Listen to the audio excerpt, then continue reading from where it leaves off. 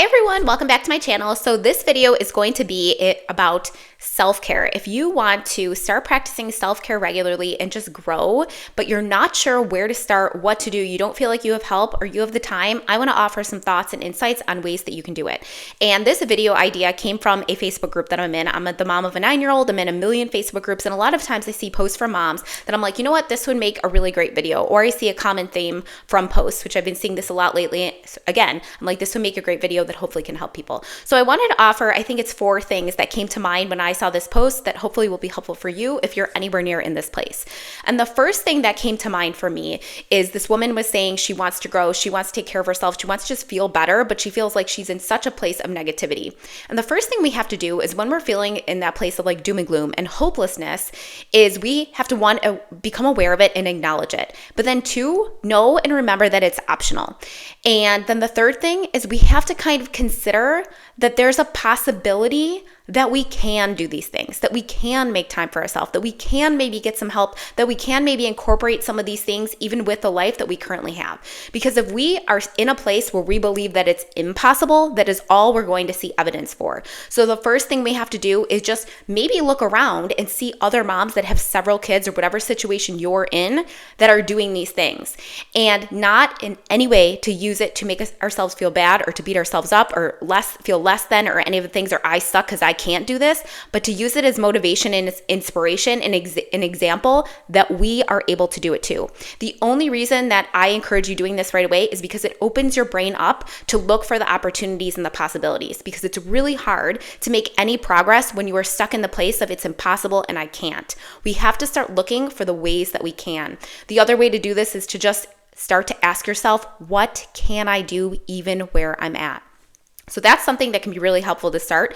The second thing that I want to encourage is that self-care, really at the root of it, is just making a decision and a commitment that we want to take care of ourselves. Decision and commitment. It doesn't mean that we have to have extravagant bubble baths and massages every day and go to like the top rated gym and do all of these things that we see people doing on social media. Those things are amazing and wonderful and they're great add-ons, but self-care at its root is making a decision that you are going to value yourself, that you are going to care about yourself, love yourself, consider yourself worthy at the highest level. And when you do that, just make that decision to so slowly start thinking about yourself that way.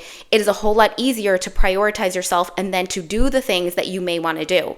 Which brings me to my next point, and actually on that last note, that decision and that commitment, that changing of identity, self-care is an identity and embodiment that like I'm amazing and I'm going to start showing up that way and taking care of myself that way.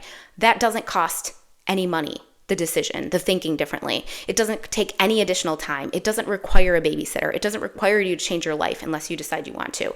But in the beginning, it's just noticing and becoming aware of what am I currently thinking and saying about myself and feeling about myself and how do I want to be, and starting to slowly make that shift. And that is where I encourage people to start before you even start trying to implement all of these other things that feel impossible in the beginning.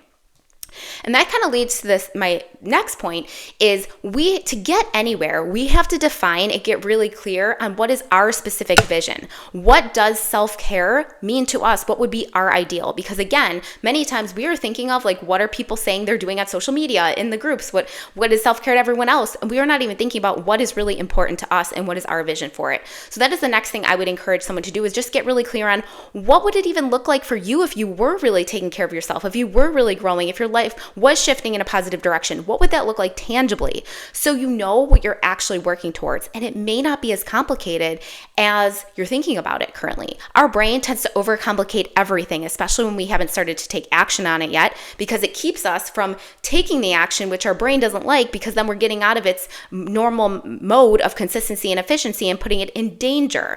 So that is why we tend to be flooded with these excuses and reasons why we can't do things. But really, it's just our brain trying to protect us. So truly get really clear on what would your ideal vision of self-care look like if you had a lifestyle that incorporated all the things you want, and then slowly start to incorporate those things. We can't get where we're going. I always give the example of a GPS, a destination, a vacation. If we don't know exactly where that is, we will either never get there or it'll take us a whole lot longer. So kind of clarify your vision of your life if you did have a regular routine for self-care, and what would that actually look like? And are there any small pieces that you can start to incorporate now now? Going back to that question I said in the beginning, what can I do here with my circumstances, with my life, exactly the way it is? And then I think the last thing that I wanted to mention,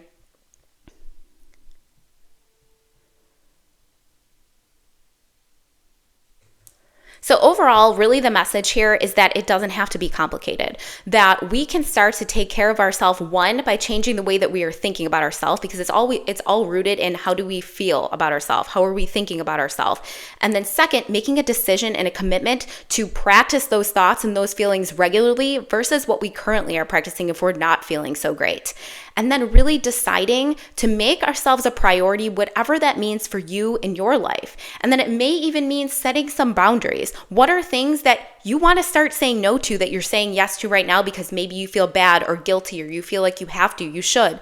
I always say, if you have things on your list every single day or things that you're doing because you should, those are great things to question, because we don't have to do anything in this life that we are not choosing to.